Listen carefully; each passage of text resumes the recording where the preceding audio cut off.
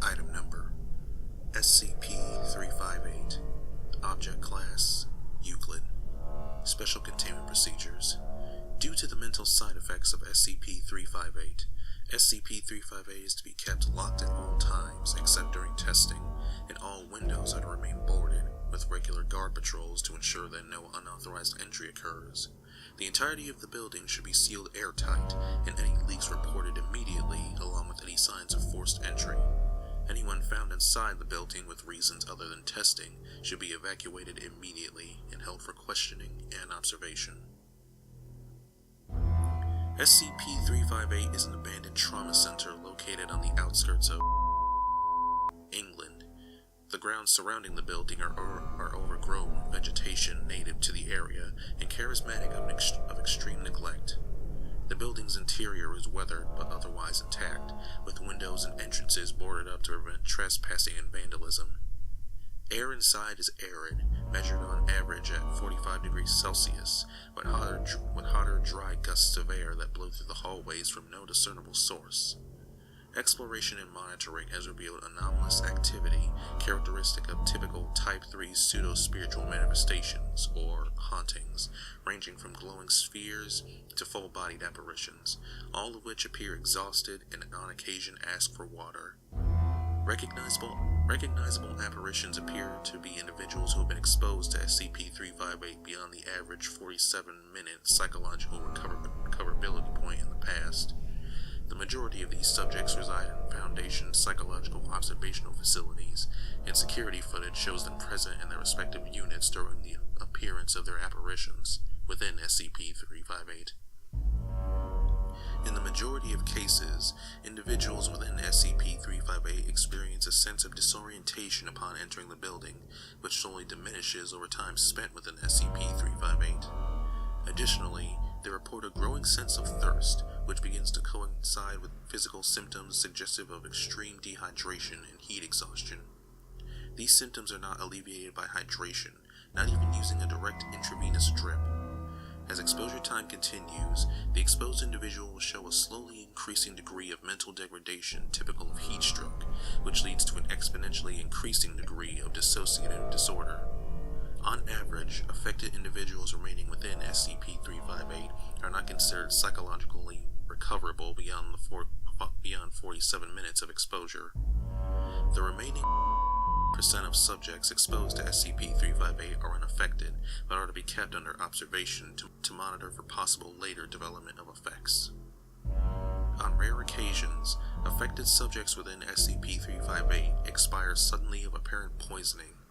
Autopsy in these cases always reveals the venom of one or more common North American desert-dwelling predators in the bloodstream, usually that of the Crotalus atrox, also known as the Western diamondback rattlesnake.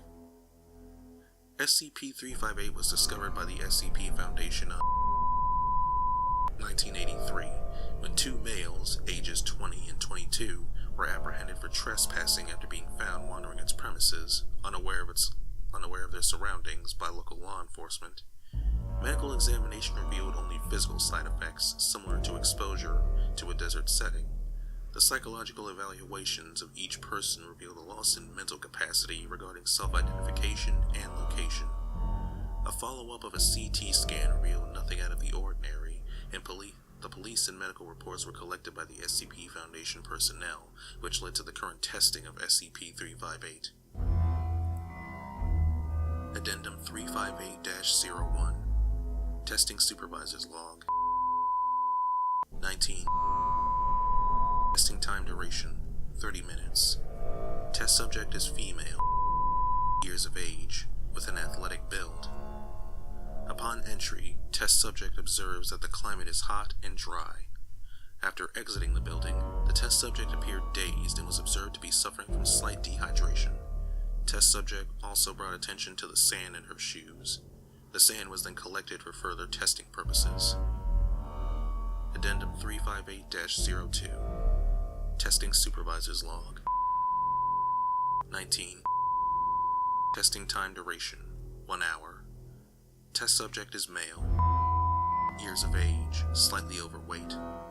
Test subject entered the building as in the previous test, remarking on the arid climate inside. Further exploration revealed a layout not unlike that of any other hospital from the region and period. Upon exiting SCP-358, test subject began questioning who and where they were. Medical testing revealed that the subject was suffering from dehydration, and they were provided water to replenish lost fluids. Sand was recovered from the test subject's shoes. Test subject recovered fully in all areas except their mental state, and remains in Psychological Observation Facility A. Addendum 358-03. Testing Supervisor's Log 19. Testing time duration 2 hours. Test subject is male, is of age, of a wiry stature. As in other testing, test subject began by observing a dry and hot climate on entering the building. Test subject's orders were to examine the rooms of SCP-358. 1 hour into testing, subject began complaining of dehydration and appeared slightly confused. After a duration of 2 hours within SCP-358, communication from the test subject stopped, and D-Class personnel were sent in to retrieve the subject. The D-Class located the subject in a room near the entrance, unconscious, and was recovered. Test subject regained consciousness after administration of an IV drip. Upon waking, subject was observed to be in a persistent vegetative state, unable to function, and was subsequently admitted to Psychological Observation Facility A. Blood tests revealed trace amounts of a highly poisonous rattlesnake venom found in bite victims of the deserts of Southern California. As noted in Addendum 358-01 and 358-02, subject's shoes were filled with sand. Addendum 358-04. On Security patrols captured video footage of a humanoid apparition in the North Hall of SCP-358 begging for water. Comparison of video footage confirms that the apparition appears to exhibit mannerisms and appearance identical to test subject C, whose test results are noted in Addendum 358-03.